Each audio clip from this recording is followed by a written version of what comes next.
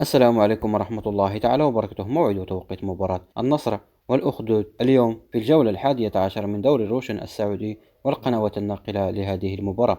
لكن قبل البدء لا تنسى الصلاة على رسول الله صلى الله عليه وسلم. يستضيف نادي النصر ضيفه الأخدود على أرضية ملعب بولا بارك اليوم في الجولة 11 من دوري روشن السعودي، وستجرى مباراة النصر والأخدود اليوم السبت 27 ديسمبر 2025 في حدود الساعة 3:50 بتوقيت المغرب وتونس والجزائر، والساعة 4:50 بتوقيت مصر والسودان، والساعة 5:50 بتوقيت السعودية والعراق، والساعة 6:50 بتوقيت الإمارات إن شاء الله. وسيتم نقل هذه المباراة على قناة الثمانية إن شاء الله. وهنا وصلنا إلى نهاية هذا الفيديو، ولا تنسوا دعمنا بالإعجاب والاشتراك.